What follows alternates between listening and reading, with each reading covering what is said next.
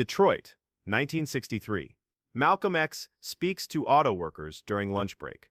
A white union leader interrupts, calls him a communist agitator. The workers tell their own leader to be quiet. Malcolm explains for 8 minutes how unions exclude black workers while claiming equality. 40 workers approach him after the union leader stands alone, realizing his workers no longer trust him to represent their interests. The factory is massive. Ford River Rouge Complex. 90,000 workers pass through these gates daily. They make everything from raw materials to finished automobiles. This is the heart of American manufacturing. It's Tuesday, March 12th, lunch break. Noon, 200 workers crowd into the cafeteria. They have 30 minutes. The smell of industrial food fills the air. Malcolm X stands near the far wall wearing a dark suit and glasses. He's watching. Black workers sit on one side, white workers on the other.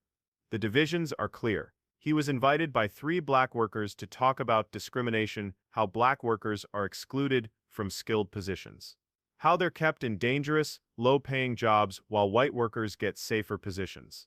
Malcolm agreed, not because he believes unions can be reformed, but because workers need to understand who benefits from their division. James, one of the workers, stands up and announces Malcolm X is here to talk about the union and discrimination. Some workers nod, others look skeptical. A few leave immediately, but most stay. 200 workers remain. Malcolm steps forward, doesn't get on the bench, doesn't need height. His voice carries without shouting, clear, precise. He starts by acknowledging the workers, thanks them for their time, says he knows lunch break is short and he won't waste it, says he's here to talk about something that affects every person in this room, whether they realize it or not. He begins explaining the economics of their situation, how the factory makes millions in profit every year, how that profit is created by their labor, how the value they produce with their hands goes into someone else's pocket, how the union is supposed to protect them, supposed to fight for fair distribution of that value. But instead, the union has become another mechanism of control, another way to divide workers and keep them competing against each other instead of demanding their fair share. Malcolm is 2 minutes into his explanation when a man stands up in the back, tall, thick build, red face, late 40s. His name is Frank O'Brien. He's the union shop steward, elected by the workers to represent them in negotiations with management. He's been in this position for 8 years. He's proud of it. Sees himself as a man of the people, a fighter for workers' rights, a guardian of union solidarity. Frank's voice booms across the cafeteria. He calls Malcolm a communist agitator, says he has no business being here, says he's trying to divide the union, says he's spreading propaganda designed to weaken worker solidarity, says Malcolm doesn't understand how unions work, doesn't understand the compromises necessary to protect jobs, doesn't understand that attacking the union only helps management. The cafeteria goes quiet. All eyes shift between Malcolm and Frank. This is a confrontation, a challenge. Workers sense it. Some of them have been waiting for this, waiting to see what happens when Malcolm X meets resistance, waiting to see if he backs down or pushes forward. Malcolm doesn't respond immediately, just looks at Frank, calm, neutral expression, no anger, no defensiveness, just waiting, letting the moment settle, letting Frank's words hang in the air, letting workers process what just happened. Their own union representative just tried to silence a speaker without letting him finish, just tried to shut down a conversation about discrimination, just called someone a communist for talking about economic inequality. Then something unexpected happens. A white worker stands up, middle-aged, grease-stained work clothes. His name is Tom. He's worked at the plant for 20 years. He looks at Frank and tells him to sit down and be quiet. Says Malcolm deserves to finish speaking. Says if Frank doesn't like what Malcolm is saying, he can argue after Malcolm is done. But interrupting is disrespectful. Another worker stands. Then another, black workers and white workers, not many, maybe 15 out of 200. But enough to create a counter-pressure. Enough to tell Frank that this isn't his decision alone. Enough to say that workers want to hear what Malcolm has to say, want to make their own judgment, don't need Frank to protect them from ideas. Frank's face gets redder. He's not used to being challenged, especially not by his own members. He's the shop steward, the representative, the voice of the union. Workers are supposed to trust him, supposed to follow his lead. Now they're telling him to sit down. It's humiliating. It's undermining his authority. It's exactly what he warned would happen if they let Malcolm speak. But Frank sits. He has no choice. If he keeps pushing, he'll look like a tyrant, like someone who's afraid of Malcolm's words, like someone who needs to silence opposition because he can't win the argument. So he sits, arms crossed, face red, staring at Malcolm with open hostility. Malcolm nods slightly, acknowledges the workers who spoke up, then continues exactly where he left off, as if the interruption never happened, as if Frank's challenge didn't register as important enough to address. He talks about the seniority system, how it's supposed to protect all workers equally, how in theory, the person who's been there longest gets protected first during layoffs, how in theory, that's fair and race neutral. But in practice, black workers were only hired in large numbers 15 years ago. Before that, the plant was almost entirely white. So when layoffs come, black workers get cut first because they have less seniority, not because they're less skilled, not because they work less hard, but because they weren't allowed to work here when white workers were building up their seniority. The system, Malcolm explains, protects past discrimination and calls it fair, pretends that everyone started from the same place, pretends that seniority is neutral when it's actually just another way to maintain racial hierarchy while appearing objective. Some workers nod. They've seen this, lived it. Watched black co-workers get laid off while white workers with the same skills stay employed. Never quite understood why. Now Malcolm is explaining the mechanism, showing how the system works, making visible what was hidden. Malcolm talks about job classifications, how the plant has different pay grades for different work, how the highest paying jobs require certification from the union training program, how that program is controlled by the same union leadership that's been excluding black workers for decades, how black workers are told they're not qualified for skilled positions, then denied access to the training that would qualify them, how this creates a permanent underclass within the workforce, how it ensures that the dangerous, low-paying foundry work is done by black workers while white workers get the safer, higher-paying machine operator jobs. He's 4 minutes into his explanation now. The cafeteria is completely silent except for his voice. Workers are listening, really listening. Some are hearing things they've always suspected but never had words for. Others are hearing things that make them uncomfortable because it challenges what they believed about fairness and merit. Malcolm talks about the union's relationship with management, how union leadership negotiates contracts in closed rooms, how those negotiations always seem to protect white workers while sacrificing black workers, how the union will fight for better wages for machinists but won't fight to integrate the machinist program, how the union will strike over white workers being disciplined unfairly but won't strike over black workers being systematically excluded from promotions.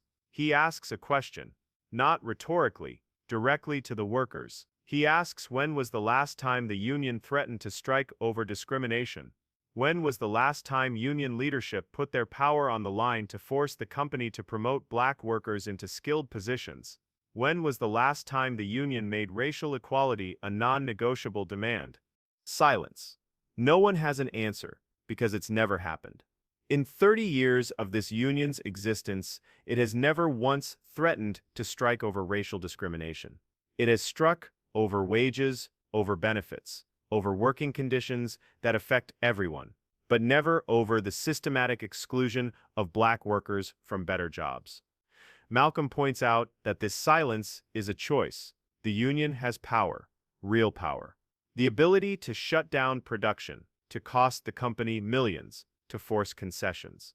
But it only uses that power for things that benefit white workers. When black workers raise discrimination, union leadership says it's complicated, says they have to work within the system, says they can't risk white workers' jobs to help black workers get better positions. This, Malcolm says, is not solidarity. This is white supremacy dressed up as worker unity. Frank stands up again, can't help himself. calls Malcolm a liar, says the union has fought for all workers, says Malcolm is twisting facts to divide them, says he's spreading the same kind of divisive propaganda that communists use to weaken unions. But this time, more workers tell Frank to sit down, not 15, 30, maybe 40. Black workers and white workers. They're engaged now, they want to hear the rest. They want Malcolm to finish. Whether they agree or not, they want to hear the full argument. Frank's interruptions are making him look defensive, like he's afraid of what Malcolm might say next. Frank sits again, but his hands are shaking. He's losing control of the room, losing control of his own members.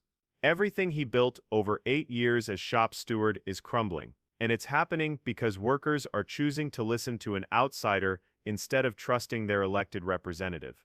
Malcolm continues for 3 more minutes. He talks about the solution, not integration into a system designed to exploit them, not begging white workers or white union leaders to treat them fairly, but building independent economic power, black-owned businesses, black economic networks, black worker cooperatives that don't rely on white approval. He acknowledges that this is controversial, that many people, black and white, believe integration is the answer, that working within the system is the only practical path. He disagrees, says the system was built to exclude black people, says you cannot integrate into a structure whose foundation is your subordination, says real equality requires building new structures, not reforming old ones. Some workers shift uncomfortably. This is more radical than they expected. They came thinking Malcolm would advocate for union reform, for better contracts, for stronger anti-discrimination language. Instead, he's questioning whether unions can ever serve black workers' interests, whether integration is even desirable. But others lean forward. This resonates. They've spent years trying to work within the system, trying to get the union to care about discrimination, trying to prove they deserve skilled positions, trying to integrate, and it hasn't worked. Maybe Malcolm is right. Maybe the problem isn't that they haven't tried hard enough. Maybe the problem is the system itself. Malcolm finishes at exactly 8 minutes. Doesn't go over, respects the workers' time. Says he appreciates them listening. Says he knows not everyone agrees with him. Says that's fine. Says the point isn't for everyone to agree. The point is for everyone to think critically about whose interests the union actually serves. Then he stops talking. Doesn't ask for questions. Doesn't make a call to action. Just stops. Lets his words sit. Lets workers process what they heard. For maybe 10 seconds, the cafeteria is completely silent. Then one worker starts clapping. Then another. Then more. Not everyone. Maybe half the room. But it's genuine applause. Not polite. Not obligatory. But real appreciation for someone speaking truth they've been feeling, but couldn't articulate. Frank doesn't clap. Neither do many of the white workers near him. They sit with arms crossed, faces hard. They heard an attack on their union, on their way of life, on the system that's given them decent jobs and middle-class wages. They don't want to hear that their union is racist, don't want to hear that their seniority is built on discrimination, don't want their comfortable worldview challenged. Workers start to disperse. Lunch break is ending. They need to get back to the line, but some don't leave immediately. Some approach Malcolm, want to talk more, want to ask questions, want to understand how to actually change things. 40 workers, roughly, mostly black. But some white, young workers, mostly people who haven't been in the union long enough to be invested in defending it. People who've seen the discrimination firsthand and are tired of being told it doesn't exist or it's too complicated to fix. They cluster around Malcolm, ask him about organizing, about alternatives, about how to build economic power outside the union structure. Malcolm talks to each one, gives practical advice, offers to connect them with black-owned businesses in Detroit, suggests they start small. Worker-owned repair shops, collective buying groups, things that build economic networks outside white control. Frank watches from across the cafeteria, watches his members, the people he's supposed to represent, seeking advice from an outsider, seeking alternatives to the union he's dedicated his life to. It's a complete repudiation of his leadership. One of the white workers who told Frank to sit down approaches Malcolm. His name is Tom. the 20-year veteran. He tells Malcolm he never thought about seniority that way, never realized how it perpetuated past discrimination. Says he always thought it was fair because it was neutral. Now he sees it's only neutral if everyone started from the same place, and they didn't. Tom asks what white workers should do, if they should give up their seniority to make things more equal. Malcolm says no, says the problem isn't individual white workers protecting their jobs. The problem is a system that makes workers compete for scraps while owners take the profits. Says white workers and black workers both need to recognize who the real enemy is. Not each other, but the people who profit from their division. Tom nods slowly. He's processing. 30 years of assumptions being questioned. It's uncomfortable, but he's listening. The conversation continues for another 10 minutes past lunch break. Workers are late getting back to the line. Supervisors notice. Start walking toward the cafeteria. Workers begin to disperse. Malcolm thanks them, leaves through the side exit. Frank stands alone in the middle of the cafeteria. Workers are avoiding him, not hostile, just distant. Like they're seeing him differently now. Like his authority has been exposed as fragile. Like his credibility is in question. That evening, Frank calls an emergency union meeting. Demands that the members who invited Malcolm be disciplined. Says allowing outside agitators to speak on union property violates union rules. Says it creates division. Says it undermines union solidarity. The meeting doesn't go how Frank expects. The members vote against discipline. Not unanimously, but by a clear majority. They say Malcolm had every right to speak. Say workers have a right to hear different perspectives. Say if the union is confident in its position, it shouldn't fear criticism. Frank is stunned. This has never happened before. He's always had the members' support, always been able to maintain order. Now they're openly defying him. Over the following weeks, attendance at union meetings drops. Workers disengage. Some start organizing a Black Workers' Caucus. Others explore worker-owned cooperatives outside the union entirely. Frank tries to regain control, holds meetings, gives speeches about unity. But his words ring hollow now. Workers have seen that the union protects white privilege first. 6 months later, Frank loses his position as shop steward. A younger worker who attended Malcolm's talk wins easily. His platform, the union must fight for all workers or it doesn't deserve to exist. Frank transfers to a different plant, can't face the workers who rejected him. Years later, workers who were there that day remember it as a turning point. One says it was when he realized the union wasn't actually for him. Another says it forced him to see his own advantages. The union didn't suddenly become equitable, but workers started organizing differently, started questioning leadership, started seeing racial division as a tool of control. Malcolm X never returned to that factory. Didn't need to.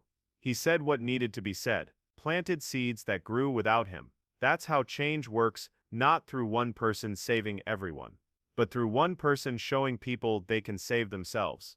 8 minutes in a cafeteria. 40 workers asking questions afterward. One union leader losing his authority. Dozens of workers beginning to see systems instead of just individual actions. That's the impact. Not revolutionary. Not immediate. But real. Lasting, the kind of change that happens when people stop accepting what they're told and start thinking critically about who benefits from their acceptance. If this story made you reconsider how systems maintain division while claiming neutrality, consider subscribing. Consider examining the structures you participate in. Consider who benefits from your participation and who's excluded. Consider whether unity means everyone accepting the current arrangement or everyone working to build something more just.